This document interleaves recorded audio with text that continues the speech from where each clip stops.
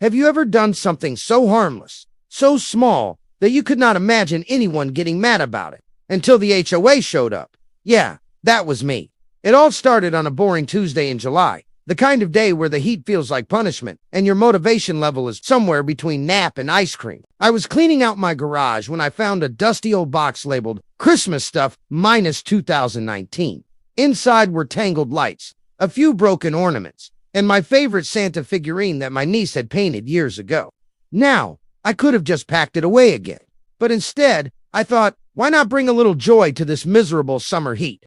So, I decided to hang my Christmas lights. Not all of them, just a few strings along my porch roof. I even plugged in the little Santa with his glowing red hat. The soft twinkle looked kind of nice, cheerful, wholesome. The next evening, my neighbor Todd stopped by, holding a soda and laughing. "Dude, are you celebrating Christmas early?" I grinned. "Nah, just spreading some joy in July," he nodded. "Well, you are definitely confusing Amazon delivery drivers." We both laughed. It was all good fun until 3 days later when I found an envelope taped to my door. The return address, you guessed it, the Homeowners Association. The letter read, "Notice of violation. Unauthorized. Seasonal decor. Your property has been observed displaying Christmas decorations outside of the approved holiday time frame. This disrupts neighborhood uniformity and damages community aesthetic. Fine. $100. I just stood there reading that line again and again. Damages community aesthetic. I looked around. My neighbor across the street had a pink flamingo with sunglasses in his yard. Another guy had a giant inflatable duck in his pool that could be seen from space. But my twinkling lights were apparently destroying civilization. I laughed out loud. There is no way this is real. But oh, it was very real. That night, I decided to take the lights down. Not because I agreed with them, I just did not want to pay the fine. But as I stood there untangling the wires, my phone buzzed. It was Todd again, texting me a photo. He had hung up his Christmas lights too. And underneath it, he wrote, "In solidarity, brother." I burst out laughing. Then 2 more neighbors joined in. By the weekend, 4 houses on the block were glowing with red and green lights. Someone even set up a blow-up snowman. It was the middle of July, 90 degrees, and we looked like a scene straight out of a Hallmark movie on acid. But everyone loved it. Kids came out with popsicles. People took photos. It was like a mini Christmas parade in flip-flops. Until Monday morning, I woke up to find 5 HOA officers. Yes, 5, walking around with clipboards, pointing at roofs like they were investigating a crime scene. One of them knocked on my door, a man in a polo shirt, sunglasses, and way too much authority for someone holding a measuring tape. "Sir," he said, "do you realize you are in violation of HOA Section 1-C regarding seasonal displays?" I blinked. "Is that the same section that bans joy?" He did not laugh. "We have to maintain community standards. Christmas lights in July set a poor example." "A poor example of what?" "Happiness," he sighed. "Please remove the decorations within 24 hours or face an increased fine." I smiled. "Sure thing, but you should know." The rest of the block joined in. He turned around slowly and looked down the street. Santa hats, reindeer lights, Christmas music blasting from someone's Bluetooth speaker. His expression, priceless. He muttered something into his walkie-talkie, like, "We are going to need backup." I nearly lost it right there. The next day, we received another letter, this time from the HOA president herself, Mrs. Langford. Now, Mrs. Langford is one of those people who treat the HOA like a sacred duty. She is the kind of woman who alphabetizes her spice rack and irons her mailbox flag. Her letter was dramatic. "Dear residents, it has come to our attention that several homes are displaying Christmas decorations out of season. This behavior undermines our community's sense of order and may confuse potential buyers. Please restore your homes to appropriate summer aesthetics immediately." Confuse potential buyers. What were they afraid of? That someone would think Santa was moving in next door? By that point, we were too deep to stop. Todd printed giant yard signs that said "Merry Limas," and I strung up even more lights. Not just red and green, but blue, white, and gold.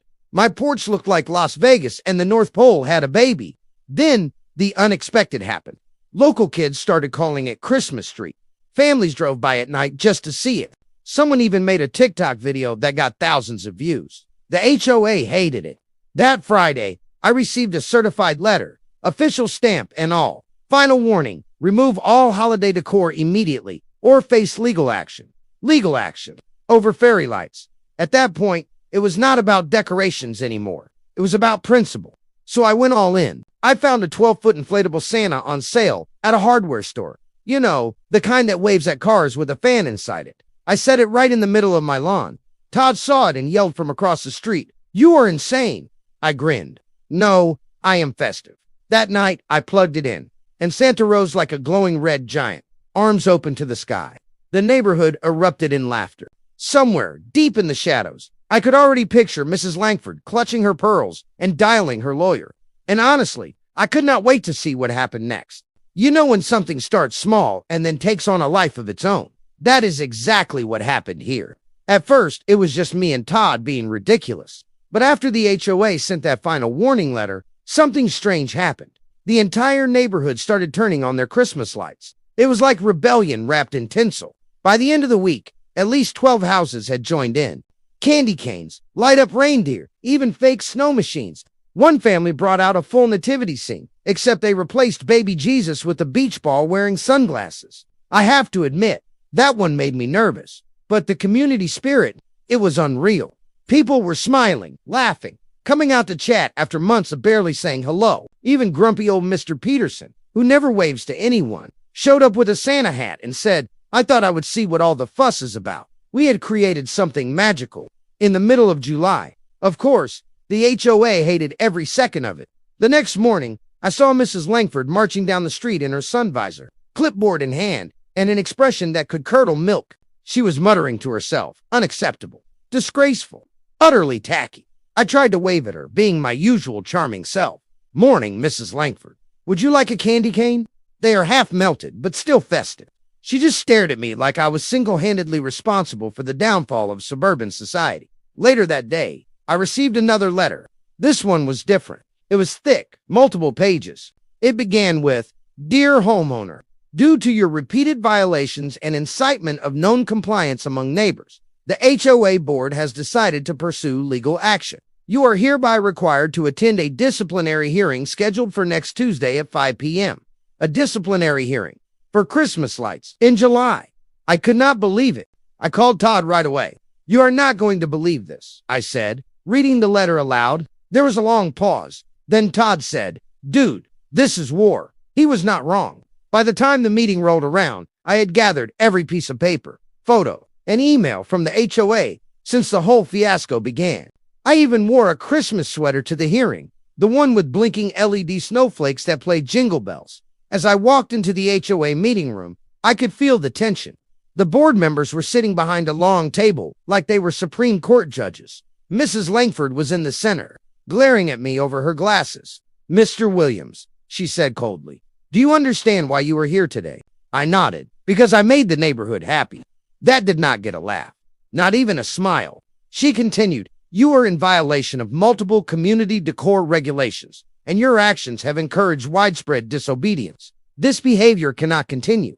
I leaned forward. "With all due respect, Mrs. Langford, have you actually seen how happy people are? Families are coming together. Neighbors are finally talking to each other. Even Mr. Peterson left his house voluntarily." A younger board member whispered, "That is true."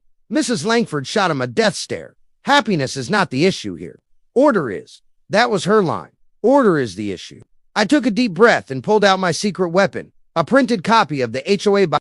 "According to Section 1 to C," I said, flipping through the pages, "holiday decorations are only restricted between November 1st and January 15th. Nowhere does it say that decorations cannot be displayed." Outside of that window, the board members exchanged nervous looks. Mrs. Langford frowned. That section was written under the assumption that homeowners would use common sense. I grinned. "Well, I am just following the rules as written." The room went quiet. Finally, one of the board members, a guy named Robert, who clearly had better things to do, said, "He is technically right." Mrs. Langford's face turned red, the kind of red that perfectly matched my Christmas sweater. "Fine," she snapped. "You may have found a loophole, but we will be revising the rules immediately." I smiled. "Take your time. In the meantime, would you like me to send you my recipe for peppermint lemonade? It has been a hit on the block." The room erupted in laughter. Even Robert could not hold it in. Mrs. Langford slammed her folder shut. "This meeting is adjourned." And just like that, I had one. Well, sort of, because a week later, She sent out an official HOA notice titled Amendment to Holiday Decor Regulations. It stated that any decorations associated with holidays outside of their respective months would be considered visual clutter and subject to removal. Classic HOA move. But by then, it did not matter. The story had spread beyond our little community. Someone from the local news even came by to film a segment called Christmas in July. HOA gone wild. They interviewed me on camera, standing right under my glowing inflatable Santa. I said, "We are just celebrating life, one twinkle light at a time." The clip went viral. Overnight, our street became a local attraction. Cars would drive by honking and yelling Merry Jolimas out their windows. I even saw people setting up Christmas lights in other neighborhoods, like a rebellion spreading across the city. Mrs. Langford tried everything, more fines, more threats, even calling the police once. But when the officer showed up and saw the decorations, he laughed and said, "I am not writing a report for Santa Claus, ma'am." At that point, I knew we had officially broken her spirit. The funniest part, the following week, the HOA quietly removed all fines from our accounts, probably because they realized they were starting to look like the villains in a Christmas movie.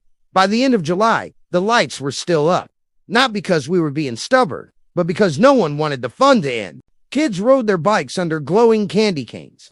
Families shared lemonade on their porches, and for once, everyone on the street actually felt like a community. And that, my friend, was worth every ridiculous letter, every fine, and every melted candy cane. But the best part, the ending you would never expect, and it is coming next. If you had told me a few months ago that Christmas lights would turn my entire neighborhood upside down, I would have laughed. But there I was, standing in my yard, wearing a Santa hat in 90-degree heat, watching kids hand out candy canes while carolers sang off-key. The HOA had officially lost control. And honestly, it was glorious. The Christmas in July story had gone viral. Reporters showed up. Local influencers posted TikToks. And even a late-night show made a joke about the HOA that hated joy. I had become something of a local legend, the guy who stood up to the HOA over Christmas lights. But with fame came trouble. One morning, I woke up to find an envelope taped to my door. It was not the usual HOA letter. It was thicker, heavier, and the paper had that fancy watermark that made it look important. I opened it. It said, "Cease and desist order. You are to immediately remove all decorations or face legal penalties as outlined in the newly amended HOA regulations." They were serious this time. I laughed out loud. Legal penalties for Christmas lights. Todd came over later that day, holding a cup of coffee and looking like he had just seen a ghost. "Dude, they are taking you to court." "Court," I said, "over candy canes and reindeer." He nodded. "They filed paperwork with the county clerk. Mrs. Langford is on a mission." For a moment, I was speechless. But then, a grin crept across my face. "You know what, Todd? If they want a court date, let us give them a show." The hearing took place 2 weeks later in a small county courtroom. The judge was an older man with tired eyes, who looked like he had seen too many ridiculous cases in his lifetime. On one side, there was Mrs. Langford and the HOA board, all dressed in matching navy suits, clutching binders filled with evidence. On the other side, it was me, wearing my favorite Christmas tie and holding a string of fairy lights like a trophy. When the judge called the case, Mrs. Langford stood and delivered the most dramatic opening speech I had ever heard.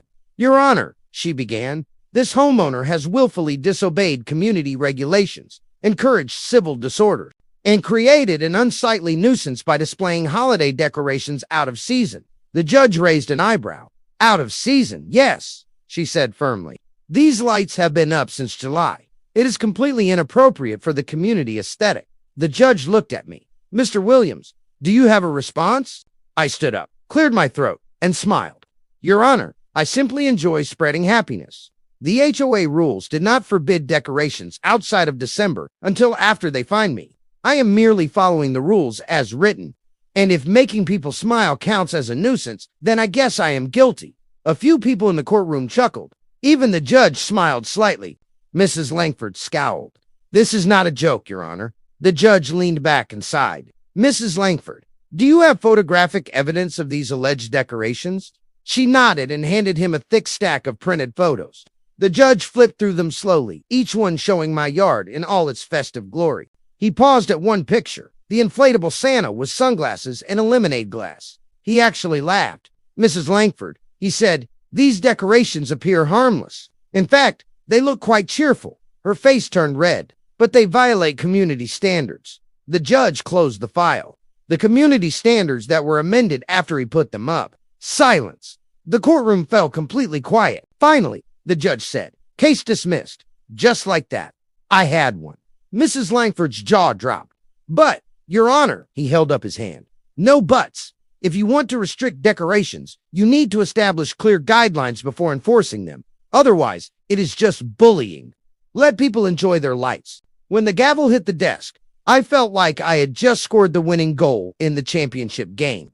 Todd fist bumped me right there in the courtroom. When I got back home, the neighbors were waiting outside.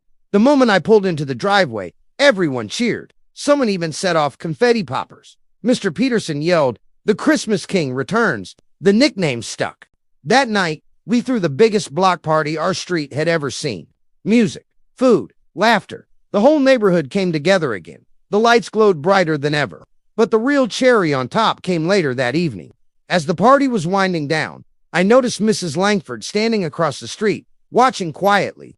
For the first time ever, she did not look angry. She looked tired. I walked over and handed her a cup of peppermint lemonade. "Mary Jelima's Mrs. Langford." She sighed and said softly, "You really are impossible, Mr. Williams." I grinned. That is what everyone says. Then, to my absolute shock, she took a sip of the lemonade and smiled. "I will admit," she said, "it looks nice." That was all I needed to hear. The following week, the HOA quietly released a new newsletter. Instead of banning decorations, they announced an annual Christmas in July celebration officially sanctioned by the HOA. I could not believe it. They even added a little note at the bottom. "Special thanks to Mr. Williams for inspiring a new community tradition."